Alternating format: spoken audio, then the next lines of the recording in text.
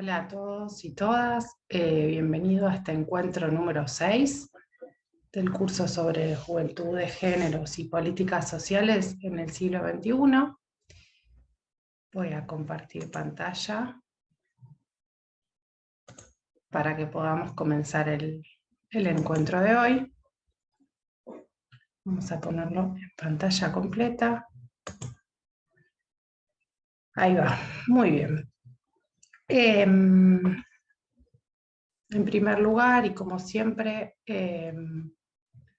vamos a agradecer al Instituto Nacional de la Administración Pública, ¿sí?, por este espacio para poder dictar este curso en este Plan Federal de Formación y Capacitación en Gestión Pública de este año, de 2021. Ya para dar paso, digamos, a este encuentro, en la clase de hoy vamos a abordar y revisitar algunas definiciones sobre políticas sociales que ya hemos venido trabajando en los 5 encuentros anteriores, ¿sí? Y siempre en relación, ¿no?, a las juventudes y a los diferentes desarrollos que hay también, ¿no?, sobre el concepto de juventudes, que es muy importante tener en cuenta y va a ser importante tener en cuenta para poder pensar y reflexionar sobre las intervenciones del Estado que van a estar orientadas, ¿no?, a este sector poblacional. Y hoy particularmente vamos a intentar meternos, ¿no?, y desarrollar un poco este concepto de imagen-mundo para pensar las políticas sociales y para pensar las diferentes intervenciones. Vamos a trabajar a partir de un texto que está en la bibliografía obligatoria, y en el mismo vamos a ver que además de desarrollar este concepto de imagen-mundo, trae el caso de los programas de transferencias condicionadas de ingreso, ¿no?, que son un tipo particular de políticas sociales, donde vamos a ver que las juventudes, en el caso argentino, tienen una gran participación. Y este caso entonces nos va a permitir tomar un ejemplo, ¿no?, de un tipo particular de política para pensar este concepto de imagen-mundo. Bien. Para comenzar, ¿no?, vamos a recuperar algunas cuestiones que ya veníamos discutiendo, pero que es útil e interesante reflexionar, ¿no?, y tomar como puntos de partida principalmente. Hemos venido discutiendo y diciendo unas cosas sobre las políticas sociales, ¿no?, en particular sobre la dificultad de darles una única definición, ¿no?, ya que son un concepto que va a soportar diferentes definiciones, pero que, si bien tienen diferentes ámbitos de actuación, en líneas generales podemos pensarlas como intervenciones del Estado que van a incidir y moldear la producción de las condiciones de vida y la reproducción de las poblaciones. Ustedes dirán, es demasiado amplio, y sí lo es, ¿no? Digamos, ¿qué política no sería social en este sentido, ¿no? ¿Qué política no incidiría y moldearía las condiciones de vida de las poblaciones? Pero en el encuentro 3 hemos estado también recorriendo, digamos, diferentes cambios y transformaciones que han atravesado, lo que nos permite delinear un poco más particularmente las características de estas intervenciones. Un aspecto interesante, ¿no?, de estas intervenciones es que van a estar siempre atravesadas por las problemáticas, las preocupaciones, los planteos, ¿no?, y los climas de época. Esto va a estar siempre incidiendo en las intervenciones del Estado. Y en este sentido también es que nunca van a ser intervenciones inocuas, nunca van a ser intervenciones que no estén imbuidas de sentidos, de miradas, de percepciones, ¿no?, y de presuposiciones sobre el mundo, y siempre van a producir algún efecto, ¿no?, alguna consecuencia, deseada o no deseada. Por esto es que Bourdieu va a decir sobre las intervenciones del Estado y sobre el Estado mismo que en su accionar nunca pone a circular intervenciones inocuas, ¿no? Y también, digamos, para comenzar a perfilar esta relación entre políticas sociales e imagen-mundo, digamos, también es interesante ver esta cuestión, ¿no?, que va a atravesar las políticas sociales, que va a tener que ver con que más allá, como pueden ver en la filmina, de satisfacer las necesidades concretas de una determinada población, estas intervenciones también van a operar sobre otros aspectos de la vida, ¿no? Como los aspectos cognitivo-afectivos, ¿no? Los aspectos emocionales. ¿Y por qué esto es así? Porque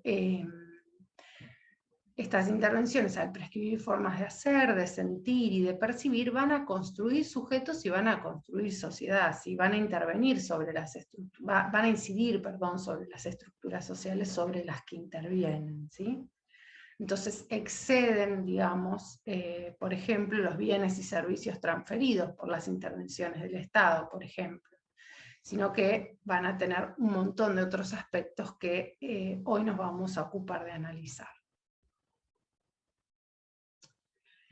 En este sentido es que vamos a decir que mirar desde las emociones o desde las sensibilidades, ¿no? Como van a ver en el texto de la bibliografía obligatoria, mirar de estos aspectos cognitivo-afectivos, de las estructuras de sentir, podríamos decir también, va a conllevar y va a implicar explorar los presupuestos a partir de los cuales se elaboran las intervenciones, ¿sí? Los sentidos que se les van a atribuir a las mismas, las concepciones de sujetos que implican y las formas de sentir que producen. Es decir, esto implica mirar, digamos, todos los espacios y todas las dimensiones, ¿no? Que implica una intervención estatal, desde su diseño, pasando por aquellos y aquellas que las ponen en práctica, que las implementan y las ponen a funcionar, hasta aquellos que son los receptores o destinatarios de estas intervenciones, ¿sí?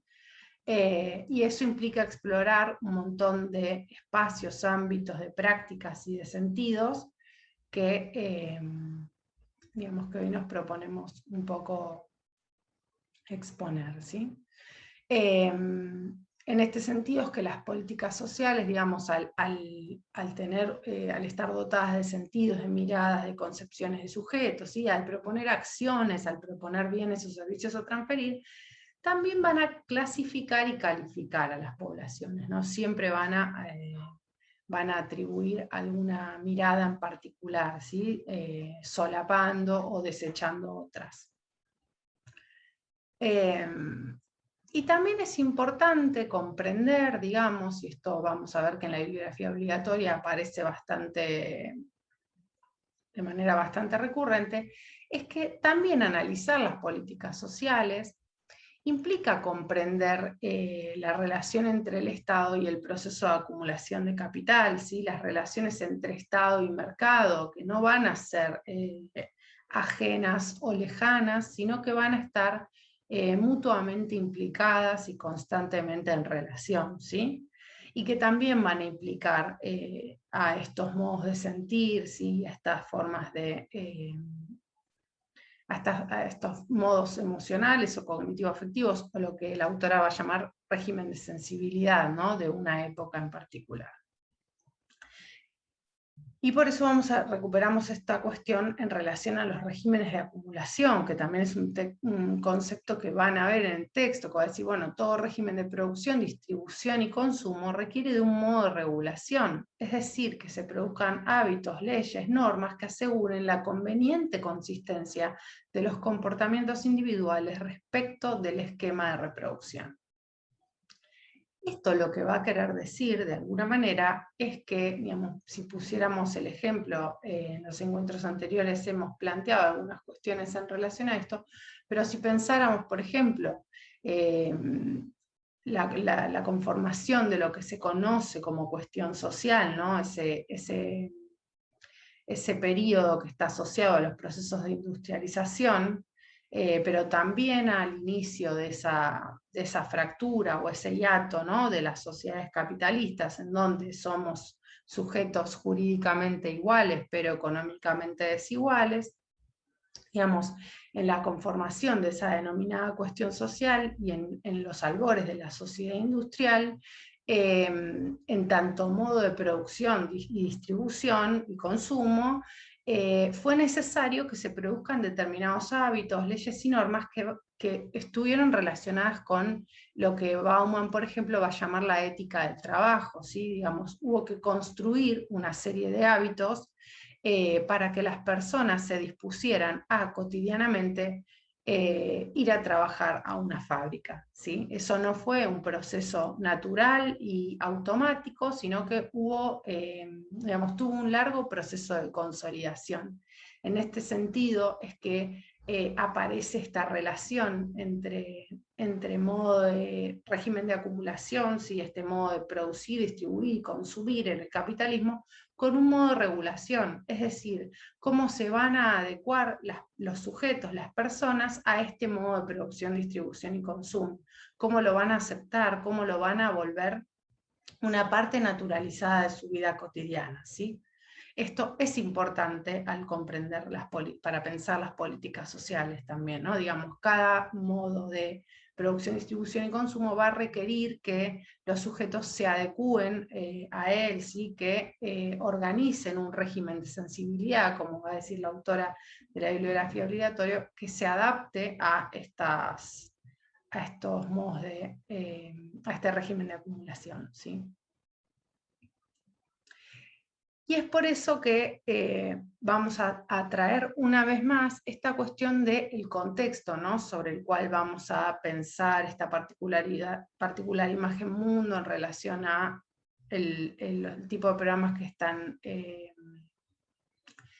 están propuestos en el texto, que son los programas de transferencias condicionadas, y para pensar también esto en relación a las juventudes.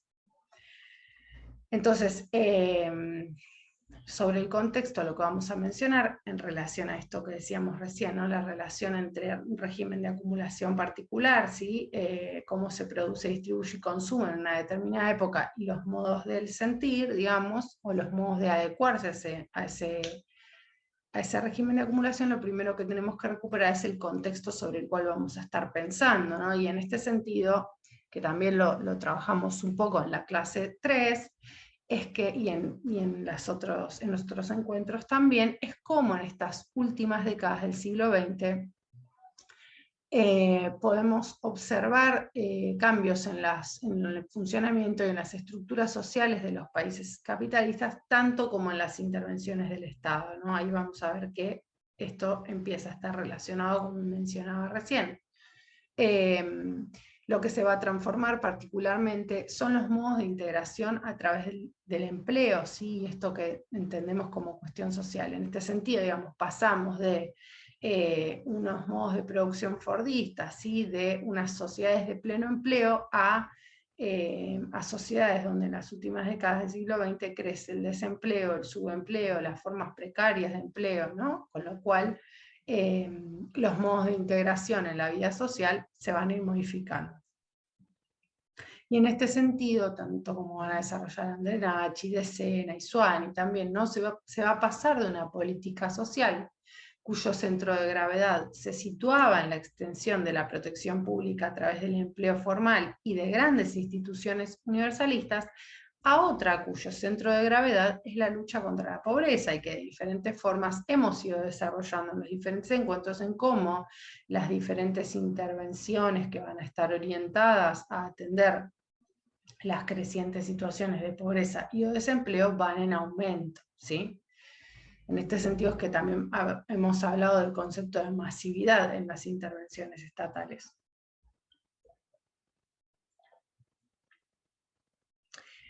Para el caso argentino en particular, podemos nombrar a modo de ejemplo la transformación en los modos de regulación pública del mercado de trabajo, ¿sí? La Ley Nacional de Empleo del año 91, que al mismo tiempo que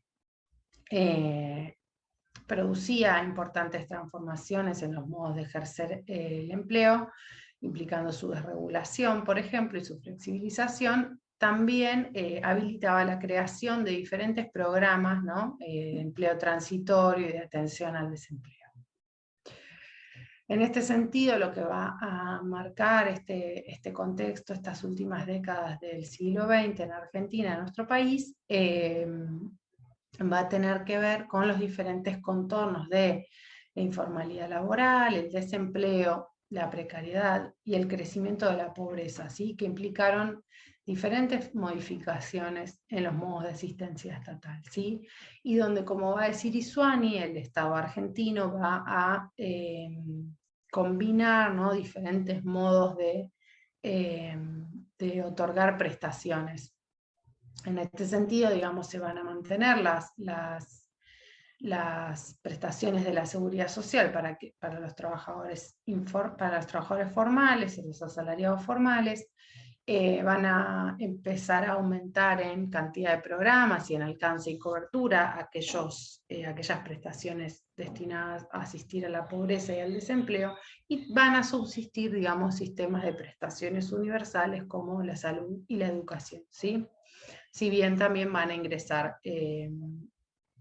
diferentes tipos de prestaciones privadas a competir con estos esquemas, ¿no?, y con estos sistemas. Lo que podemos mencionar como el rasgo característico entonces de esta época es la concentración de esfuerzos, ¿no?, en programas específicos y focalizados de intervención asistencial, el surgimiento y la consolidación de nuevos modelos de política social relativamente diferenciados de los predecesores, ¿sí? Lo que van a decir estos autores, Abernathy y de Cera, es que mientras que promediando el siglo XX podíamos ver el crecimiento de intervenciones asociadas a la figura del trabajador asalariado, finalizando el siglo, el esquema va a cambiar de eje, ¿no? El centro de gravedad se va a mover, ¿no? Y se van a consolidar estos nuevos modos de política social, ¿no?, que van a tener estas características, ¿no?, la focalización, la atención a la pobreza y al desempleo. Bien. Y antes de partir un poco a la imagen, a pensar la imagen mundo en relación a las políticas sociales, digamos, también hemos sido, además de pensar, bueno, diferentes definiciones de políticas sociales y el contexto en donde estamos pensando estas intervenciones, ¿no?, y donde vamos a pensar hoy esta imagen mundo, también fuimos recuperando diferentes cosas sobre las juventudes, diferentes definiciones a lo largo de estos encuentros, ¿no? Y más allá de los diferentes desarrollos, ¿no?, que podemos encontrar sobre las juventudes, ¿no?, como han sido, digamos, como en muchos casos se les atribuye la capacidad de renovar y de transformar las sociedades, ¿sí? Cómo se los homogeneiza, ¿no?, cómo se construye a las juventudes como un conjunto que no presenta diferencias, cuando en realidad, digamos, lo que fuimos viendo en los diferentes encuentros es que no hay ningún conjunto abstracto ahí, ¿no? Digamos, pueden ser definidos como un grupo poblacional, pero que es complejo, ¿no?, donde hay que atender a diferentes cuestiones, ¿no?, como la clase, la ubicación socioespacial, ¿sí? Hay un montón de elementos que el género, ¿no?, que también van a incidir sobre las juventudes de las cuales estemos hablando, ¿no? Pero particularmente, para no repetir esto, lo que sí quería mencionar, o lo que quería volver a traer a colación, es el lugar del Estado, ¿no?, y la participación del Estado en los modos de definir y de adjetivar a las juventudes, así como a otros sectores poblacionales que van a estar bajo intervención, ¿no? Entonces el Estado siempre tiene este lugar de definir, ¿no?, de adjetivar a los sectores poblacionales sobre los cuales interviene. Y sobre estos que vamos a montar, digamos, este concepto de imagen mundo, ¿no?, como modo a través del cual observar, analizar y reflexionar sobre diferentes intervenciones del Estado. Entonces vamos a partir de esta pregunta, ¿no?, ¿qué es la imagen mundo en relación a la política social?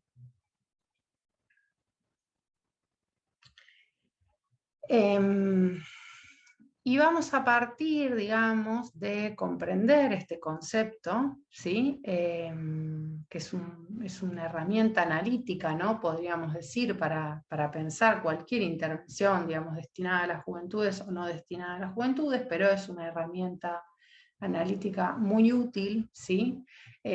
Para pensar las intervenciones del Estado, y también, digamos, fue ideado inicialmente por Adrián Escribano para pensar las teorías, ¿no? Para pensar cuáles eran las imágenes del mundo que aparecen, ¿no? Quizá no directamente explicitadas, pero sí que aparecen y hacen mella en las teorías sociales, ¿no? Y Rebeca Sena va a recuperar este concepto para pensarlo, para analizar las políticas sociales, ¿sí? Entonces, podemos pensar la imagen mundo en este sentido como el conjunto de presuposiciones sobre el modo de existir de los agentes, el tiempo, el espacio y sus relaciones con la realidad social. Entonces, en este sentido, es que podemos empezar a delinear esta imagen mundo en tanto un modo de ver, ¿no? De ver las intervenciones, de barrerlas, ¿no? De atravesarlas, y ver qué hay en ellas de supuestos, de presupuestos, ¿no? De definiciones, y qué elementos nos permiten barrer para poner en tensión, ¿no? Entonces, en este sentido, Sena va a decir, las políticas sociales requieren y suponen un tipo de comportamiento por parte de los destinatarios. Materializan en su imagen mundo una serie de normas, de costumbres, de tradiciones y creencias institucionalizadas que promueven ciertos comportamientos emocionales y restringen otros, ¿no? Y esto va a ser interesante, digamos, en relación a pensar las juventudes, pero también a pensar otros sectores sociales, digamos. Si pensamos, por ejemplo, lo que trabajábamos en relación a la noción de entrenamiento, por ejemplo, o en relación al IFE en los encuentros anteriores, es posible ver, ¿no? Como por ejemplo requieren y suponen un tipo de comportamiento, si pensamos la noción de entrenamiento, ¿no? Cómo cómo los diferentes programas van a requerir que los sujetos repitan determinadas acciones y se capaciten, accedan y asistan a determinadas prácticas laborales, ¿no? Para volverse aptos para su inserción laboral, ¿sí? En este sentido es que analizar la imagen mundo va a ser poner atención a cómo estas intervenciones van a construir diferentes aspectos, ¿no? Sobre la situación problemática, sobre los sujetos a intervenir, sobre estas acciones que van a ser necesarias para modificar, por ejemplo, su propia situación, ¿no?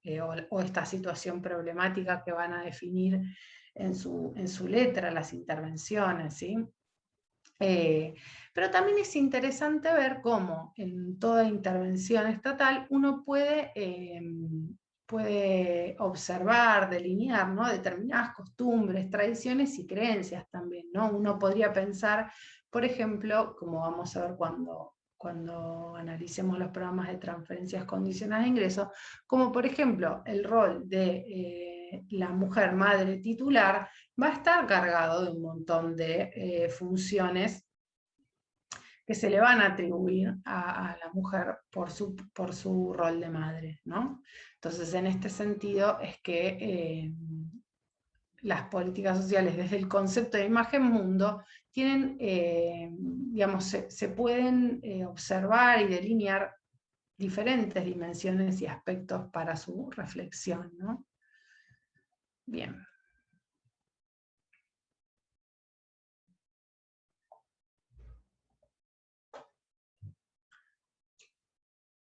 Y siguiendo, ¿no? Con el planteo de lo que vamos a poder encontrar en el texto y en la bibliografía obligatoria, lo que podemos ver es, digamos, yo resalté algunas cuestiones que me parecían interesantes, ¿no? Para pensar el concepto de imagen mundo, para analizar cualquier política social, y recuperamos esto, ¿no?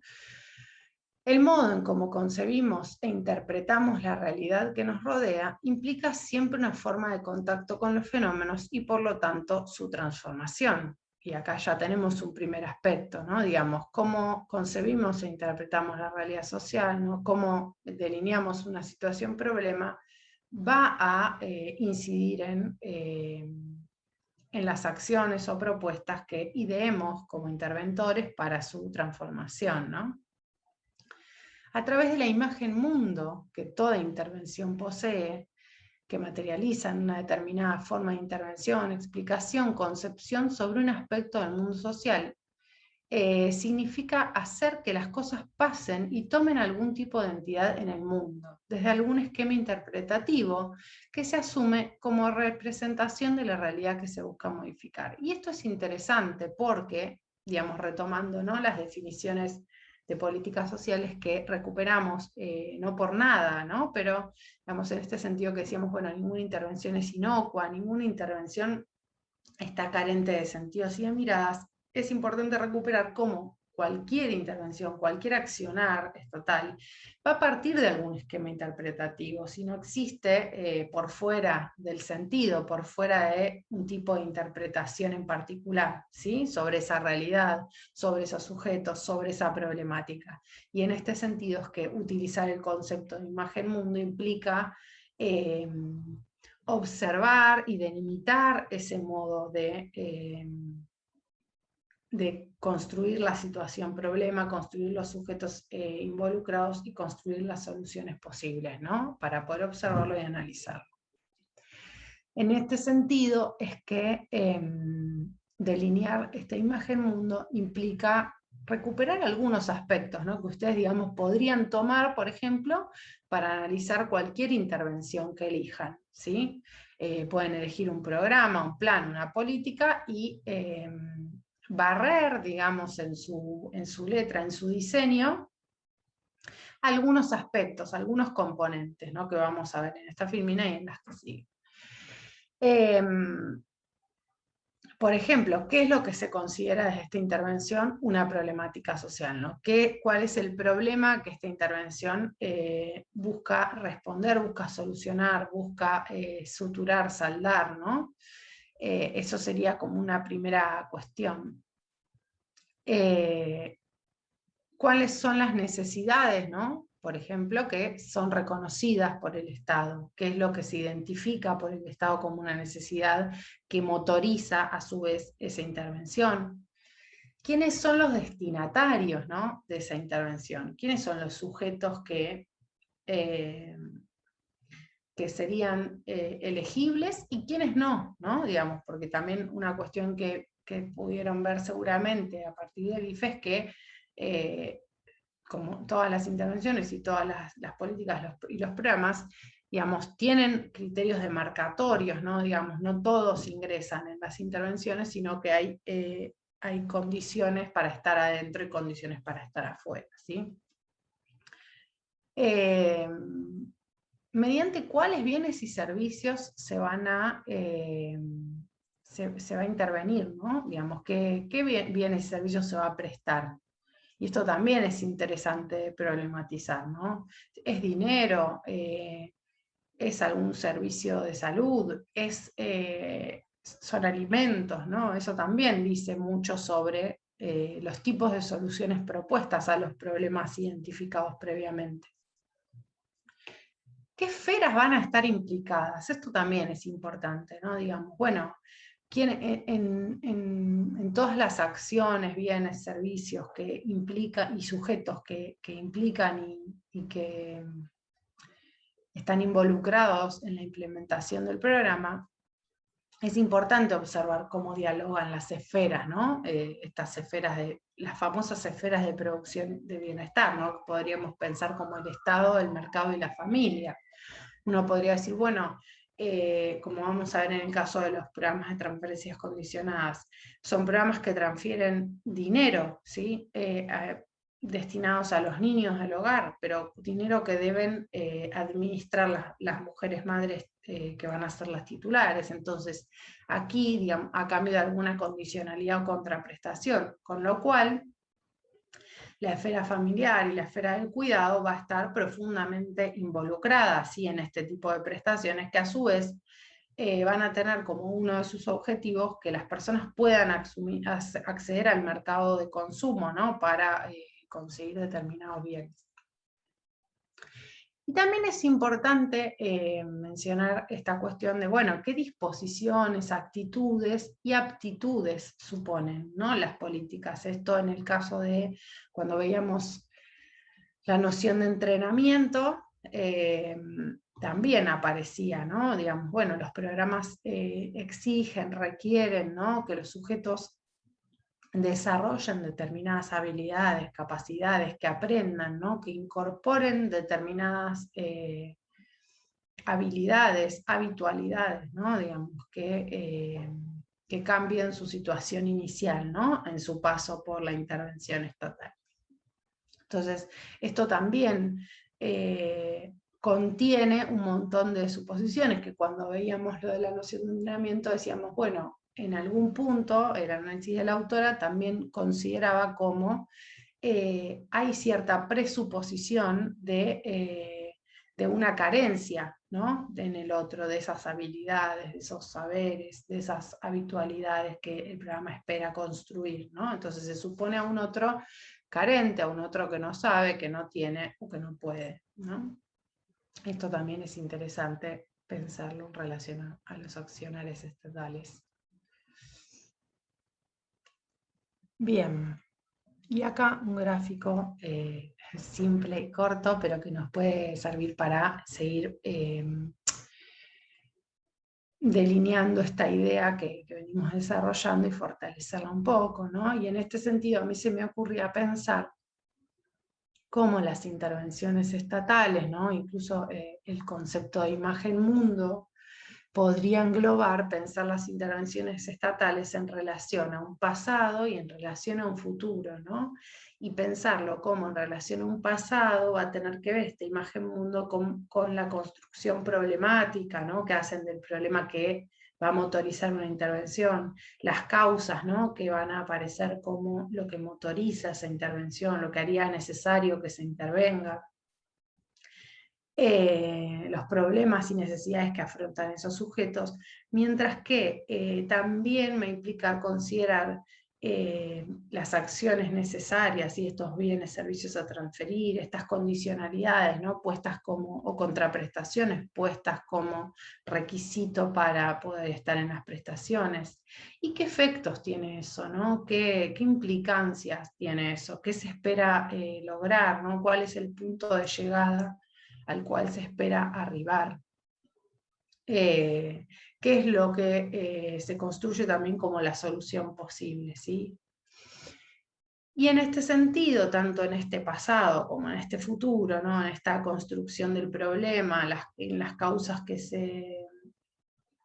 se identifiquen, los sujetos, las acciones que se espera que realicen, cómo se espera que las realicen, qué requisitos se les exige, qué bienes o servicios se les va a brindar y qué efectos se espera conseguir, el concepto de imagen mundo intenta exhibir cómo en todo esto, digamos, aparecen determinados supuestos, sentires, miradas sobre el mundo y sobre los otros, ¿sí?, así como propuestas de soluciones posibles. O sea, en este sentido es que, además de analizar todas estas diferentes partes de las intervenciones, va a decir, bueno, hay que hacer este concepto invita a hacer un barrido, ¿no?, por estas cuestiones que aparecen quizá no tan explícitas, que aparecen más solapadas, ¿no?, en relación a lo que se supone a la hora de intervenir, ¿no?, y los supuestos subyacentes, lo que está por debajo, ¿sí?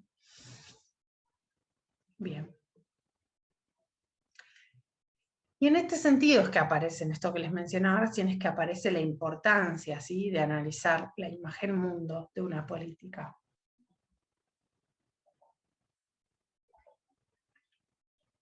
¿Por qué? Porque estos marcos perceptuales, ¿sí?, este conjunto de presupuestos sobre problemas, sobre posibles soluciones, sobre sujetos, sobre acciones, hacen que los diferentes aspectos de este mundo emerjan a la vista, ¿sí? Desde esta perspectiva, el trabajo de desnaturalización emergente del análisis de las imágenes del mundo, de las diferentes explicaciones acerca de lo social, teorías sociales, y con ello de sus modos de intervención, política social, supone identificar desde qué lugar y bajo qué supuestos se le está dando entidad a la cuestión social, ¿no? Entonces, de esta manera, por eso también vamos a decir que las políticas sociales van a incidir sobre las estructuras sociales y van a hacer sociedad, ¿no?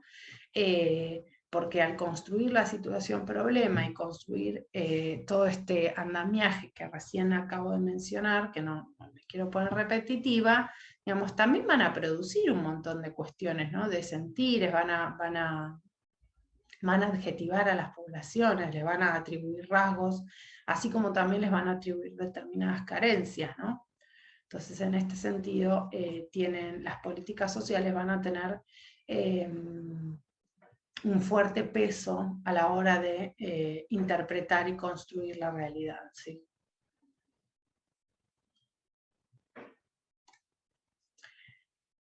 Y continuamos, entonces va a decir la autora, si se reconstruyera la imagen mundo de una política social, podríamos describir, como les mencionaba recién, ¿no? ¿Quiénes son los destinatarios legítimos de dicha intervención? O sea, ¿quiénes van a quedar adentro? ¿Quiénes van a quedar afuera? ¿Cuáles son las problemáticas que van a estar identificadas como sociales? ¿Cuáles van a ser los medios para satisfacer o superar dichas problemáticas? ¿Cuáles son las causas que desembocaron en tal situación problema? ¿Quiénes los responsables? ¿Y cuáles las responsabilizaciones? ¿No? Y acá vamos a agregar un elemento más. Como puede observarse, identificar estos elementos permite que emerjan a la vista un conjunto de presuposiciones que dan cuenta de una particular mirada sobre lo social que obedecen no solamente al régimen de acumulación imperante, sino también al particular carácter de las políticas sociales dentro de él. Y acá vamos a mencionar algunos elementos extra a esto que ya venimos mencionando, ¿no? Estas visiones acerca de lo que es considerado un problema social se presentan como lo más normal y naturalizado. Esto me parece un aspecto no menor, ¿no?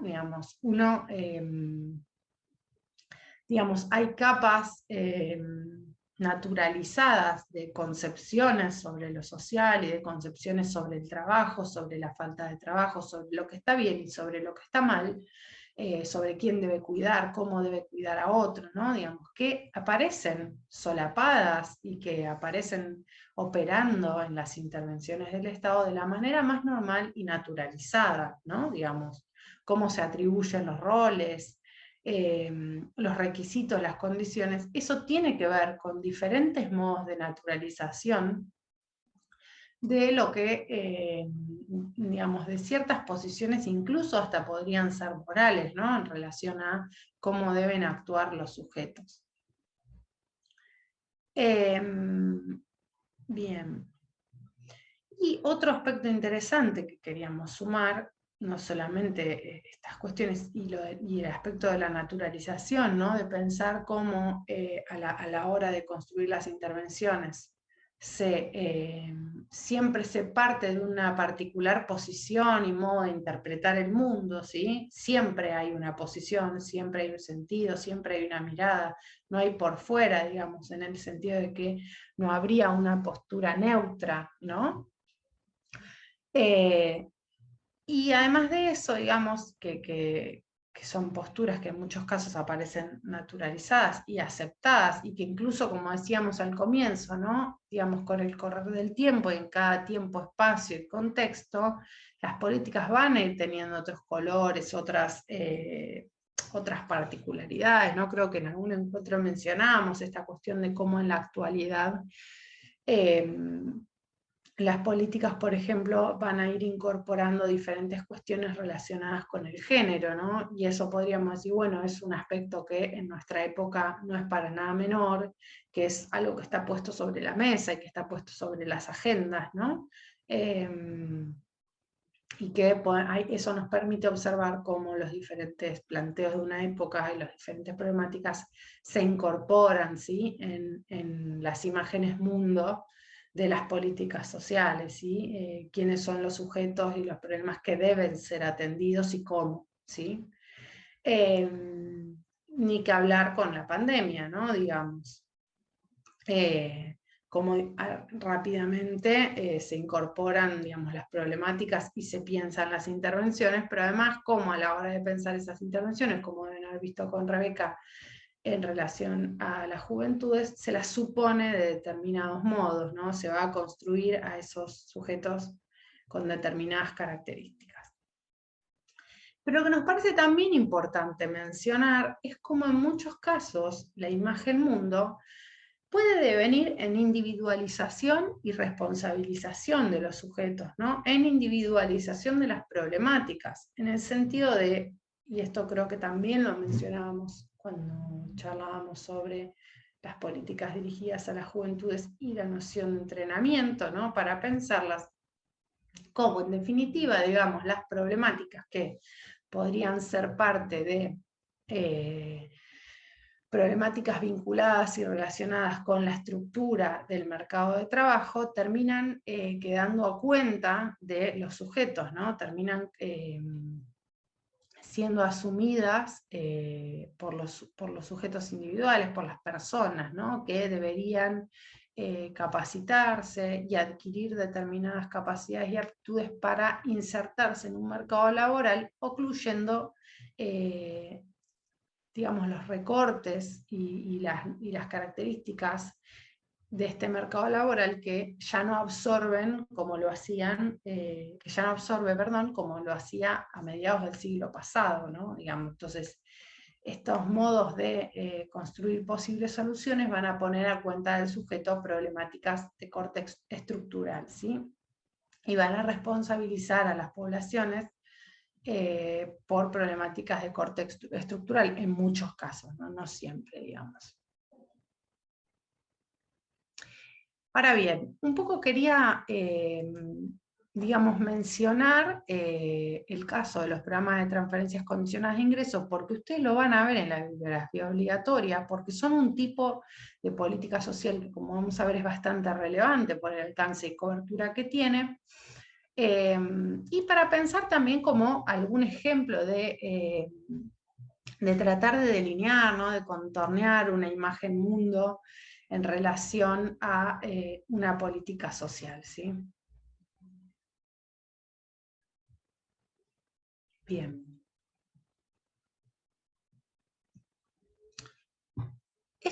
Estos programas, digamos, si bien surgen a nivel regional en los 90, van a tener algunos antecedentes, ¿sí? Ahora vamos a delimitar bien qué son estos programas, ¿no? Pero van a surgir, digamos, los programas de transferencia condicional de ingresos tienen la particularidad de estar dirigidos a hogares o núcleos familiares donde hay menores a cargo. Van a transferir una suma de dinero que va a variar en relación al programa, al país donde se implemente, y que va a estar orientado a incrementar el capital humano de los niños y niñas del hogar que recibe la prestación, ¿sí? Es una transferencia de carácter condicionado, ¿sí? En este sentido, para acceder a la prestación se requiere de cumplimentar determinadas condicionalidades como la asistencia escolar y la presentación de controles sanitarios de los menores del hogar. ¿Cómo surgen este tipo de programas y estas transferencias? Bueno, diferentes autores, ¿sí? Diferentes desarrollos sobre esta modalidad de intervención, van a decir que, bueno, van a recuperar el contexto, ¿no? De los 80, de la crisis y el empobrecimiento de la región, y cómo esto fue generando diferentes interpretaciones y argumentos acerca de cuál era el modo más idóneo, ¿sí? Y más preciso para abordar la pobreza, por decirlo de alguna manera.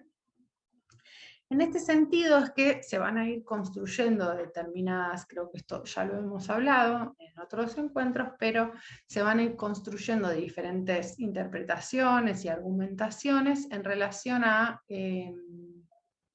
sostener, ¿no?, como una mayor focalización, ¿sí?, en las intervenciones, daría como resultado un mayor aprovechamiento, ¿sí?, de los recursos estatales, y que eso tendría mayores impactos en la población que requiere las intervenciones, ¿no?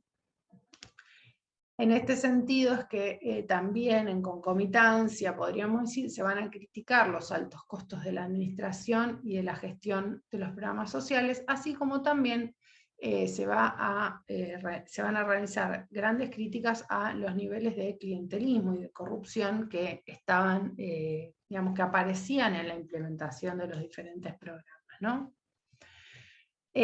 También se va a dar determinada crítica a las transferencias en especies, ¿no?, sosteniendo que las transferencias en dinero darían mayor autonomía a sus destinatarios para satisfacer sus necesidades, a la vez que su gestión tiene digamos, transferir dinero va a ser justificado también porque es más barato, digamos, en términos de gestión, que entregar alimentos, ¿sí?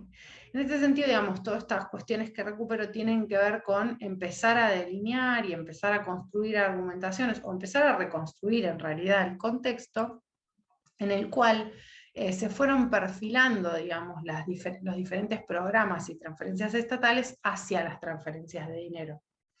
Que, como decíamos en encuentros anteriores, digamos, uno podría ver hoy ya, año 2021, cómo los diferentes programas e intervenciones ya tienen un perfil marcadamente monetarizado y bancarizado, ¿sí? Pero bueno, esto fue, digamos, fue un proceso de décadas que implicó digamos, dar lugar a estas discusiones, ¿no?, digamos, de por qué sería mejor dirigir los recursos, qué tipo de recursos se daría, por qué sería más barato, qué problemas se evitarían, ¿no?, como la corrupción y el clientelismo que se le endilgaba a la implementación de estas políticas. Como también, digamos, dar dinero a las poblaciones implicaría una mayor autonomía, ¿sí?, para los sujetos receptores en términos de poder decidir qué bienes o servicios consumir, ¿sí?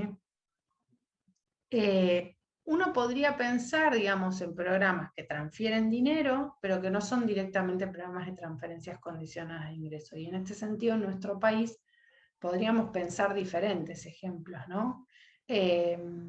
Como, por ejemplo, en los 90 el plan Trabajar en todas sus versiones, ¿no? A inicio de los 2000 el programa Jefes y Jefas de Hogar Desocupados, ¿no? ¿Por qué no son directamente programas de transferencias de ingresos? Porque si bien, por ejemplo, el plan Jefes y Jefas de Hogar Desocupados va a estar dirigido a las familias o a los hogares, la contraprestación es laboral, ¿no?, igual que el plan Trabajar. En cambio, los programas de transferencias condicionadas de ingreso tienen la particularidad de que no tienen una contraprestación laboral, sino que tienen una condicionalidad que tiene que ver con estos controles sanitarios y la asistencia educativa de los menores del hogar. ¿Sí? Ahí reside una de sus particularidades. Pero como les decía, antes de la implementación de los PTCI, que en Argentina, digamos, el primer programa que es considerado como PTCI de manera consensuada, ¿no?, en diferentes producciones académicas, es el Plan Familias por la Inclusión Social. Ahora vamos a ver una línea de tiempo para esquematizar un poco esto, pero bueno, digamos, antes del desenvolvimiento concreto de este tipo de programas, hubo una serie de antecedentes, ¿no?, de diferentes intervenciones que, si bien no eran PTCI, programas de transferencias condicionadas de ingreso en particular, sí ya venían implementando diferentes modos de transferir dinero a las poblaciones en situación de pobreza o desempleo, ¿sí?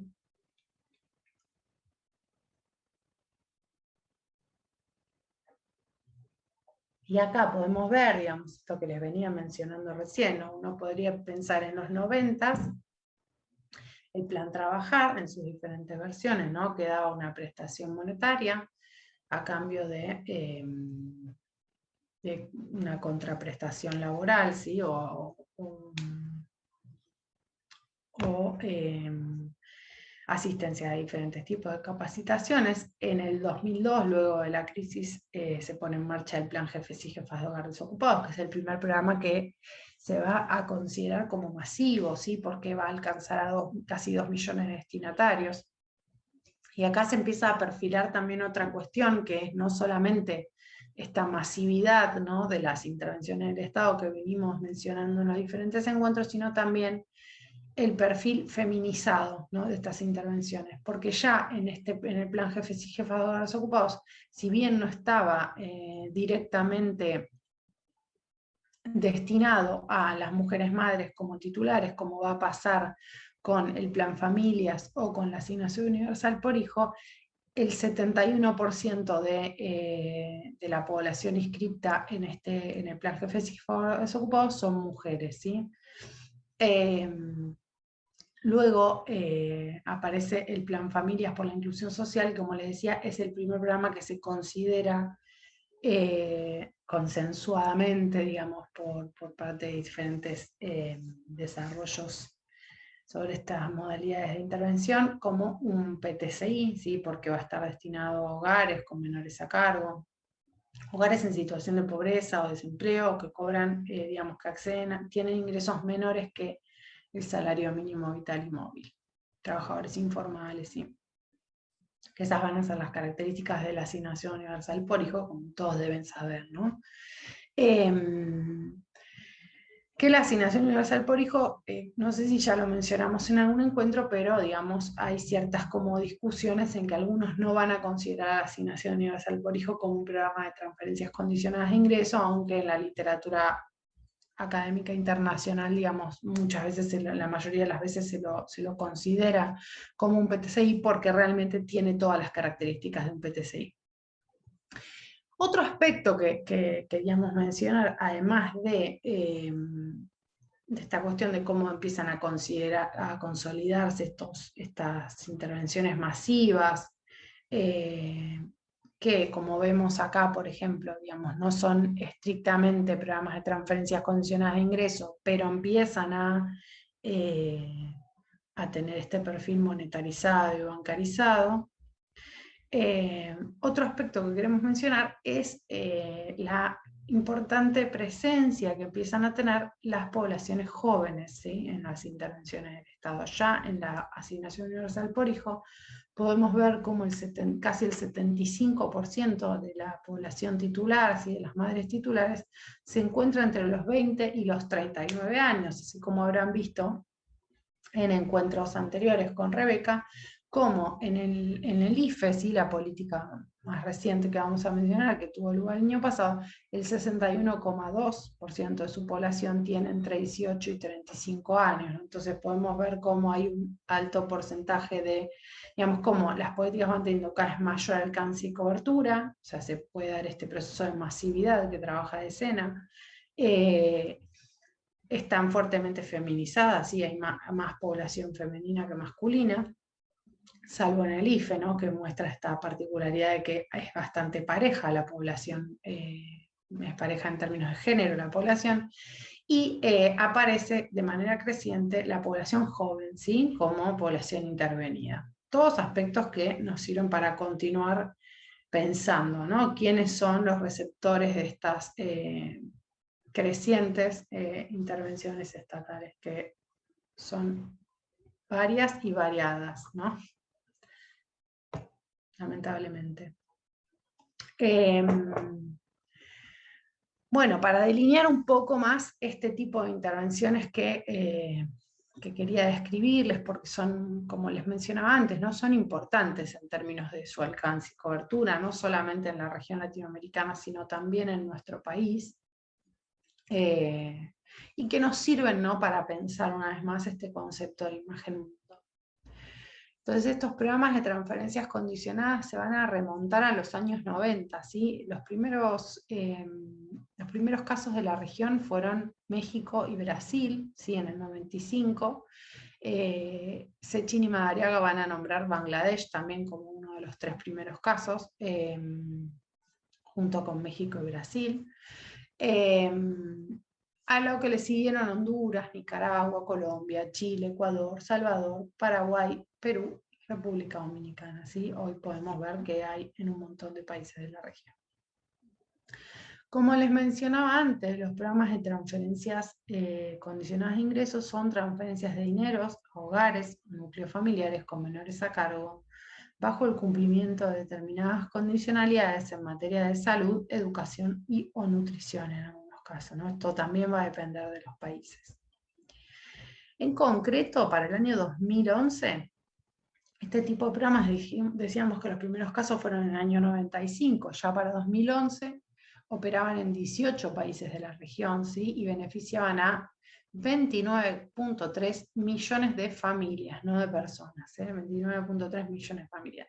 Y digamos, también hay cierto consenso en la literatura académica en considerarlas como las intervenciones estrella, ¿no? Porque van a tener un amplio alcance y cobertura y van a implicar un nivel de gasto social bajo en términos relativos para los países, ¿sí? Ya para el año 2016, digamos, podemos ver cómo en la región van a alcanzar a 129.8 millones de personas, ¿sí? Es un quinto de la población de América Latina, como para que lo pongamos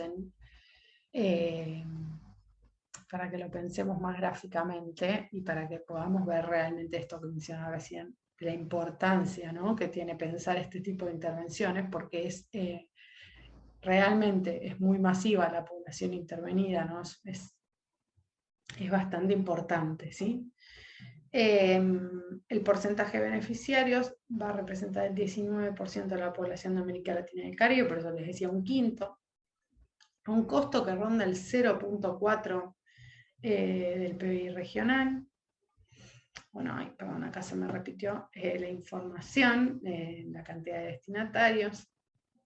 Y lo que es importante también es cómo, digamos, comienzan en la región este tipo de intervenciones, pero se fueron expandiendo a nivel mundial, ¿sí? Hacia otros continentes, como Asia, África subsahariana, Turquía y Estados Unidos, ¿sí? En países europeos también vamos a ver este tipo de intervenciones, aunque van a combinar en algunos casos, digamos, no se van a llamar programas de transferencia condicional de ingresos, sino que podemos ver, por ejemplo, diferentes programas de rentas mínimas, ¿no?, que van a tener más el tinte o el color de los programas de empleo, ¿sí?, de las políticas de empleo. Bien. Solo como para que lo puedan ver, también para que se lo figuren, digamos, yo les traje acá como ejemplo del documento, un documento del Banco Mundial, ¿sí?, sobre los programas de transferencias condicionadas, que muestra los países donde había un programa de este tipo en el 97 y donde había un programa de este tipo en el 2008, ¿no? Para que puedan ver en 10 años cómo creció, ¿no?, la presencia de este tipo de programas. Sobre los cuales, además, esto iba a mencionar antes, se van a depositar muchas expectativas, ¿no? Hay grandes objetivos depositados en este tipo de programas y, como van a decir muchos autores, con transferencias mínimas, ¿no? Pero bueno, ahora vamos a profundizar en ello. Vamos a recuperar esta cita de Cecchini Madariaga, que dice: estos programas buscan, para recuperar también un poco los objetivos que tienen, estos programas buscan transformar y detener la transmisión intergeneracional de la pobreza mediante el desarrollo de las capacidades humanas en las familias más vulnerables, ¿no? Entonces, uno de sus grandes objetivos es detener esta transmisión intergeneracional de la pobreza, y por eso van a buscar intervenir a los menores del hogar, ¿sí? Con este fin, los programas de transferencias condicionadas de ingreso entregan transferencias monetarias directas y establecen condicionalidades centradas en la asistencia a la escuela y a los controles de salud. De esta forma, los programas no solo contribuirían a la reducción contingente de la pobreza de ingresos, sino también a la formación de capacidades humanas, un activo clave del desarrollo sostenible y del progreso de nuestras sociedades. Entonces ahí podemos ver cómo apuntan a dos cuestiones, ¿no? Reducir la pobreza por ingresos, o reducir la pobreza de consumo, como van a decir algunos autores, pero también fortalecer las capacidades humanas, lo cual acá también podríamos pensar, ¿no? En estas definiciones de esta población intervenida como carente, digamos, ¿no? En algunas cuestiones. Bueno, entonces esta cita exhibiría qué son estos programas, una modalidad de atención a la pobreza, cuál es su objetivo, detener la transmisión intergeneracional de la pobreza, su modalidad de intervención, que van a ser las transferencias monetarias directas, estableciendo condicionalidades para su recepción, y su población objetivo van a ser las familias más vulnerables y los núcleos familiares, ¿sí? Pero son familias y núcleos familiares, u hogares. Bien.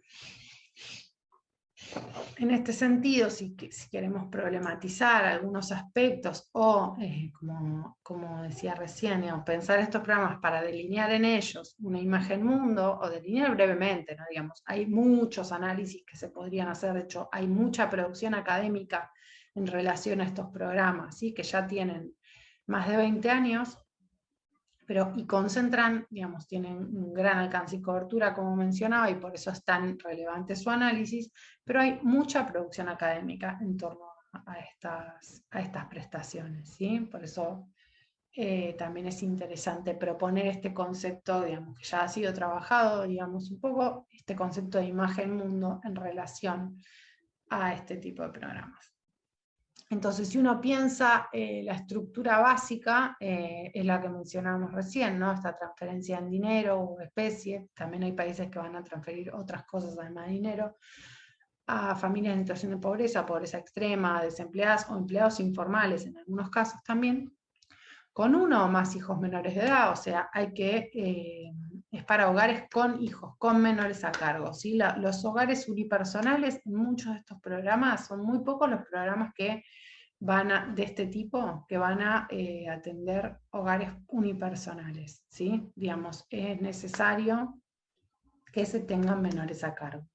Lo cual nos habilita la pregunta de, bueno, ¿qué sucede con las personas que cumplen con estas características y estas cuestiones que los hacen elegibles, la pobreza, la informalidad laboral, el desempleo, pero no tienen menores a cargo, ¿no? Digamos, ¿dónde van a quedar asistidas estas poblaciones?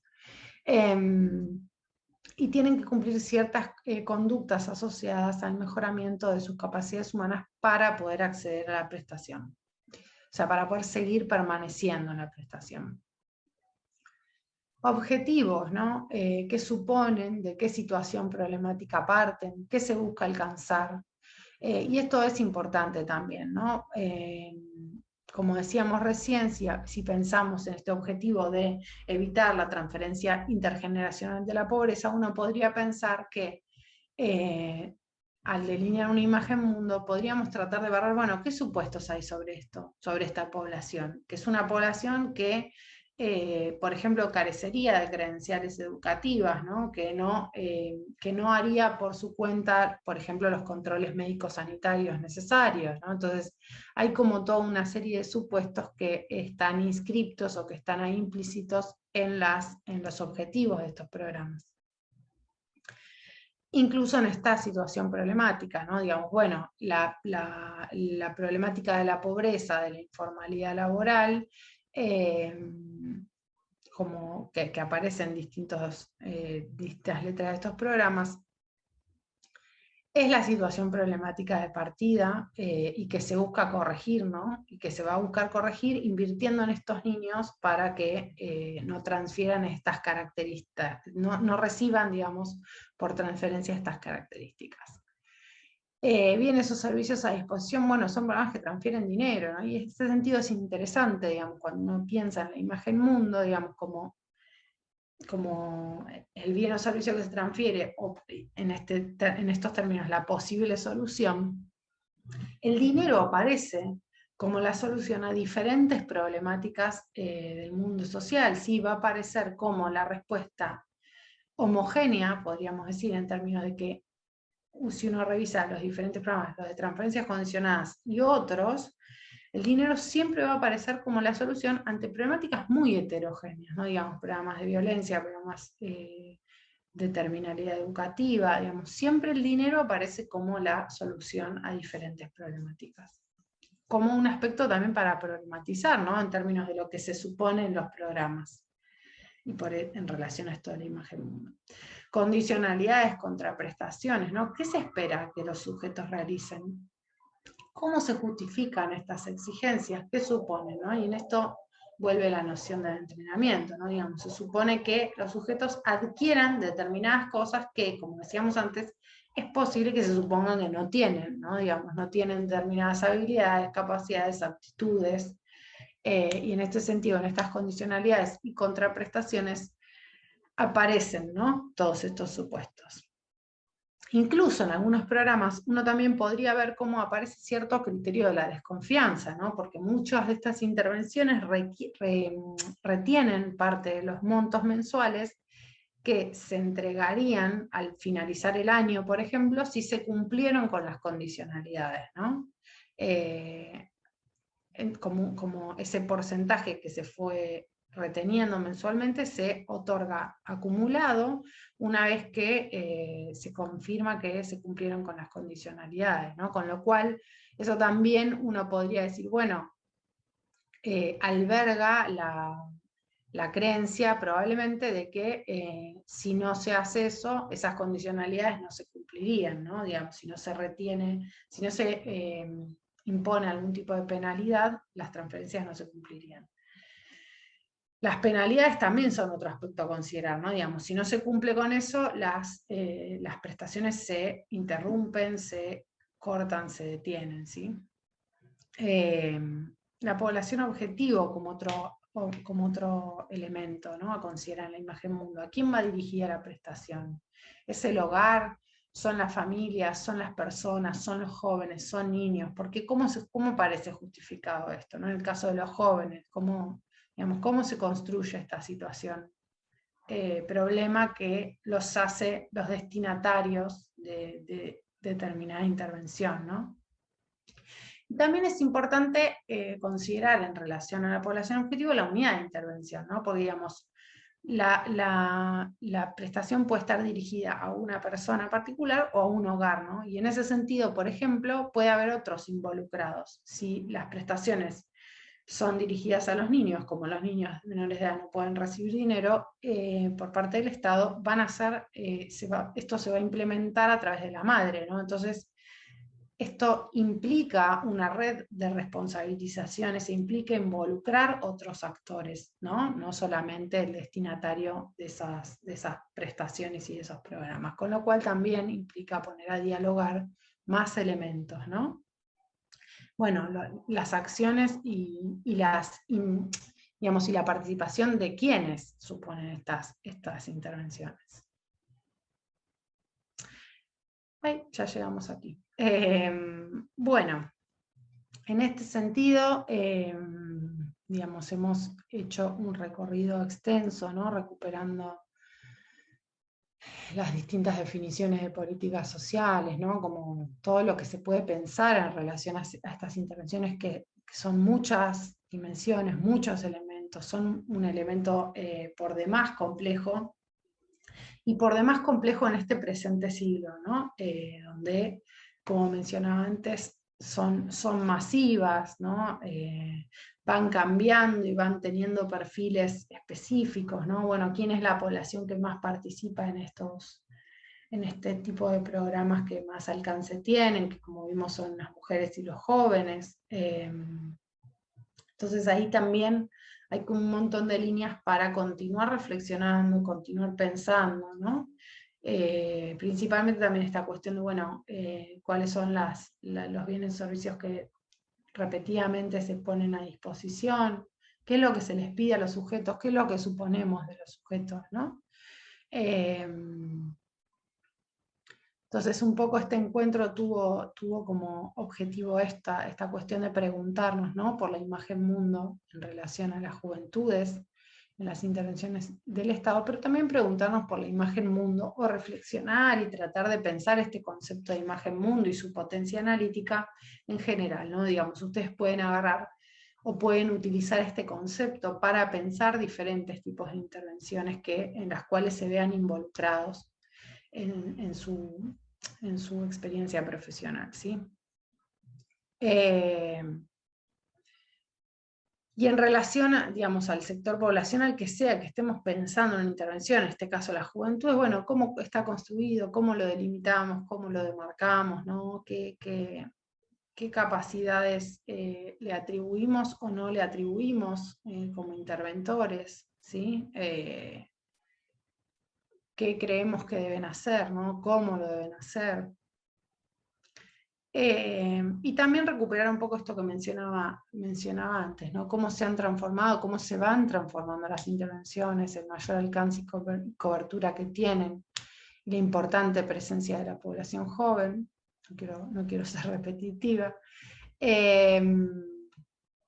Y cómo esta cuestión que mencionaba desde el principio en relación a las políticas sociales y sus definiciones es en el sentido de todos estos supuestos involucrados, pressuposiciones, ¿no? Sobre los sectores y que van a influir directamente en las soluciones propuestas, y no solamente eso, sino en las estructuras sociales que se van conformando, ¿sí? Digamos, si pensamos en esto que en diferentes encuentros hemos mencionado en relación a, bueno, cómo se organizan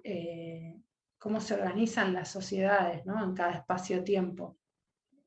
Y si a mediados del siglo XX, digamos, las sociedades se organizaban en relación a la figura del trabajador asalariado, ¿sí? Formal, bueno, preguntarnos cómo se estructuran nuestras sociedades hoy, ¿no? ¿Qué lugar tienen las juventudes? ¿Cómo se las construye? ¿Cómo se las adjetiva? ¿Qué se espera de las juventudes, ¿no? Y qué problemáticas atraviesan, ¿no? También a este sector poblacional. Y qué particularidades tendríamos que atender para pensarlas, ¿no? Estas cuestiones que mencionábamos sobre diferentes encuentros sobre la interseccionalidad, ¿no? Bueno, no solamente pensar en un criterio etario, sino también pensar este sector atravesado por el género, la clase, la etnia, ¿no? Digamos, múltiples determinaciones que hacen y que constituyen a este sector. Y que en diálogo con las intervenciones del Estado vamos a ver que van a estar pensados de uno u otro modo, ¿sí? Así que bueno, un poco ese era el objetivo de este encuentro. Bueno, muchas gracias por su atención y muchas gracias por haber compartido cada uno de estos encuentros con nosotras, tanto Angélica de Sena como Rebeca Sena. Esperamos que el curso les haya sido de utilidad. Muchas gracias.